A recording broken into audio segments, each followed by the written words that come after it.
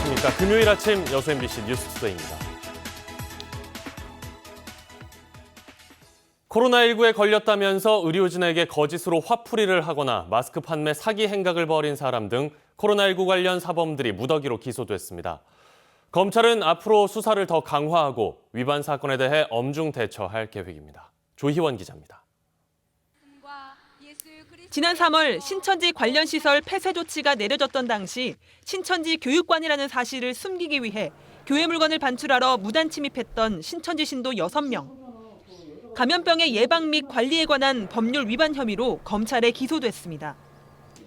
병원의 처우에 불만을 품고 코로나19에 감염된 것처럼 소란을 피워 병원을 폐쇄시키고 경찰과 병원 관계자들이 자가격리에 들어가게 만든 병원 직원 58살 A씨에게는 업무 방해 혐의가, 온라인에서 마스크를 판매할 것처럼 속여 1,600만 원을 편취한 23살 B씨에게는 사기 혐의가 적용됐습니다. 자가격리 조치를 위반한 사범 6명도 재판에 넘겨졌습니다.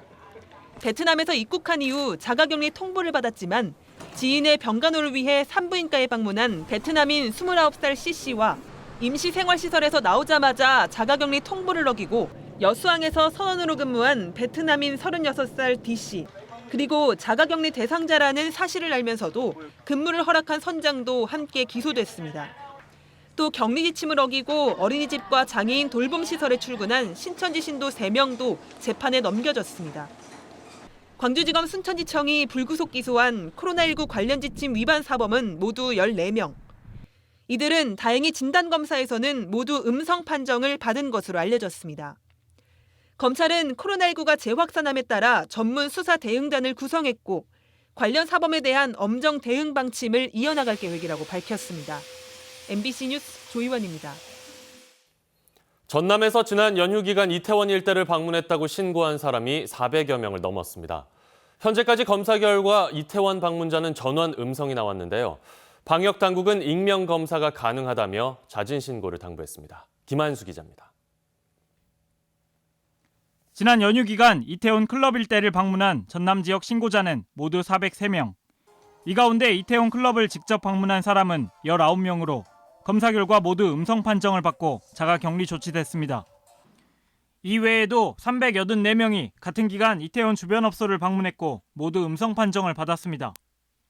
전라남도는 이태원 방문자들은 익명 검사가 가능하다며 자진 신고를 당부했습니다.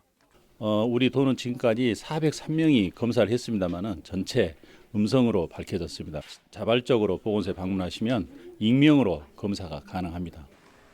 지난 13일 확진 판정을 받은 전남 17번째 환자의 접촉자는 1명으로 음성 판정을 받았습니다. 17번째 환자를 포함해 전남에 치료 중인 확진자는 모두 4명으로 대부분 회복 중인 것으로 알려졌습니다. 한편 전면 대면 수업을 실시해 학생들의 반발에 산 세안대학교는 일부 학과 수업을 온라인으로 전환했습니다.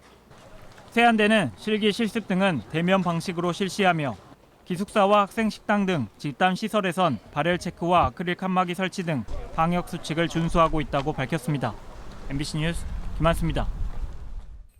재난지원금 지급이 시작됐습니다. 그런데 정부와 일부 지자체가 기부와 사용을 놓고 묘한 입장차를 보이고 있어서 시민들이 난감해하고 있습니다. 송정근 기자입니다. 이번 주부터 지급되기 시작된 재난지원금. 우리 지역 시민들은 지원금을 기부할까 사용할까 직접 물어봤습니다.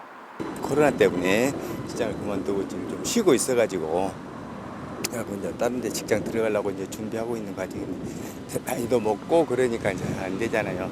그래서 유용하게 좀 쓰려고 했습니다. 기부는 제가 봐서 저보다 못한 사람들이 좀 많은 것 같아요. 사회가 지금 어려워서.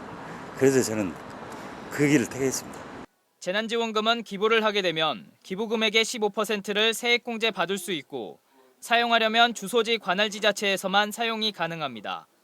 그런데 기부와 사용을 놓고 정부와 일부 지자체에서 온도차를 보이면서 시민들이 난감해하고 있습니다. 정부에선 재정을 아끼자며 문재인 대통령을 시작으로 간부급 공무원들의 기부 동참이 이어지고 있는데 반해 강원도 최문순 지사는 지역 경제를 살리자며 적극 사용할 것을 독려하고 있습니다.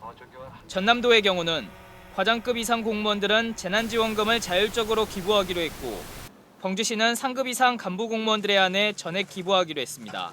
전적으로 시민들께서 자율적으로 이렇게 판단하실 사항이지 저희들이 이 기부를 해라 이렇게 소비를 해라 이렇게 하실 상은 아닌 것 같고요.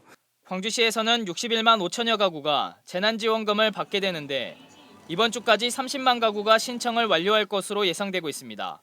MBC 뉴스 송정근입니다. 다음 뉴스입니다. 코로나19 사태 속에 판로가 막힌 지역 농산품의 수요처 확보를 위해 지자체와 지역 내 대형 아울렛이 협력해서 대규모 직거래 장터를 열었습니다. 전라남도와 광양시는 어제부터 나흘간 광양읍 LF스퀘어에서 도내 20여 주요 가공업체와 농가 등이 참여하는 농특산품 장터를 열어 시중가보다 저렴한 가격으로 소비자들에게 판매하기로 했습니다. 여수, 웅천 등 도내 11곳이 마리나 항만 예정구역에 선정됐습니다. 해양수산부는 여수, 웅천과 소호동, 엑스포장 등 전남 지역 11곳을 포함해 전국의 70곳을 마리나 항만 예정구역으로 선정했으며 지자체나 민간 투자를 바탕으로 단계별 육성 계획을 추진할 예정이라고 밝혔습니다. 한편 여수, 웅천의 경우 지난 2015년 거점형 마리나 항만으로 지정된 이후 대규모 아파트 단지와 상업시설 등이 들어섰으며 주거형 생활 숙박시설 등도 분양을 앞두고 있습니다. 전남의 생태 보건 사업의 하나로 내년부터 지역별로 명품 테마 숲이 조성됩니다. 광양시도 대상지에 선정됐습니다. 김종수 기자가 취재했습니다. 광양의 대표 산업용지인 초남산단. 개발이 마무리된 뒤 미세먼지 저감을 위해 다양한 숲 조성이 예정된 곳입니다. 특히 전라남도가 추진하고 있는 명품 테마숲 종착지로 선정되면서 다양한 생태 보건 사업으로 기대를 모으고 있습니다. 서부권 영광을 시작으로 동부권 광양에 이르기까지 지역의 특성을 살려 숲이 조성되면 관광 활성화 등 다양한 파급 효과도 예상됩니다. 특히 광양의 경우 훼손됐던 해안도로와 철도 등을 따라 12km의 경관 자원을 확보하게 돼 환경 보전에 청사진도 제시되는 상황. 이번 사업을 통해 해안과 생활권을 연결하는 생태축을 조성하고 경관숲을 보관하여 친환경적이고 쾌적한 명품숲을 만들어 시민들의 삶의 질을 높이고자 합니다. 하지만 이번 생태 보건 사업 추진에 앞서 접근성과 활용도 등 신중한 고민이 필요하다는 지적도 나오고 있습니다.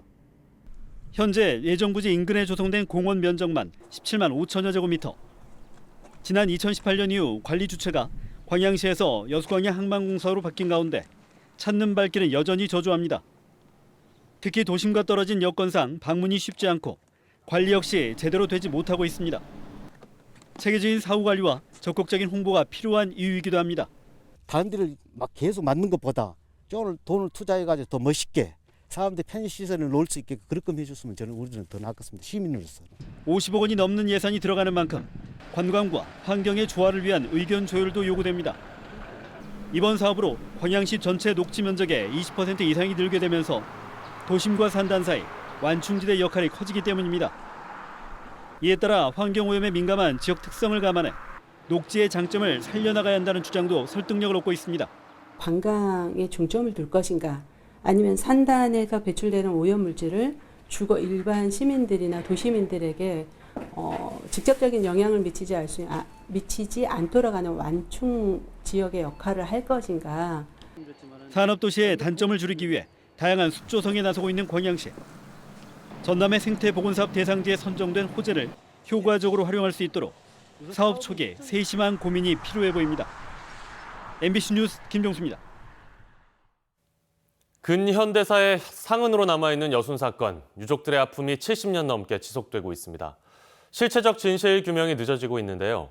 특별법만 기다릴 것이 아니라 지자체 차원의 적극적인 역할을 요구하는 목소리가 높습니다. 박민주 기자입니다. 여순 사건으로 희생된 민간인의 법원이 무죄를 선고한 건 올 초. 대법원의 재심 결정과 본안 재판에 유족은 물론 시민사회, 여순 사건 연구자들의 재심 대책 역할이 컸습니다. 이처럼 여순 사건은 아직도 민간 위주의 진실규명 활동에 크게 의지하고 있습니다. 때문에 지지부진한 특별법에 앞서 지방정부의 역할이 지적되고 있습니다. 이 사과까지에는 유족의 힘, 그리고 시민사회, 연구자들이 아주 힘든 여정 속에서 이루어진 결과물이었습니다. 향후적으로 여순 항쟁의 어떤 진실규명을 위해서는 지방정부의 역할이 필요하다. 순천시의회도 특별법 제정만으로 여순 사건 문제를 한 번에 해결할 수 없다며 여순 사건 전담부서의 필요성을 제기하는 목소리가 나오고 있습니다. 자치단체 차원의 능동적이고 적극적인 행정 체계가 필요하다는 겁니다. 이제는 주도적으로 해 나가려면 전담하는 담당자가 있어야 되고 더 크게는 전담하는 팀이 있어야지만이 이 중대한 사안을 진실을 기록할 수 있지 않을까 싶습니다. 순천시는 여순 사건 관련 업무를 추진할 수 있는 전문가 채용을 진행하고 있다며 특별법 제정에 선제적으로 나서겠다는 입장을 밝혔습니다.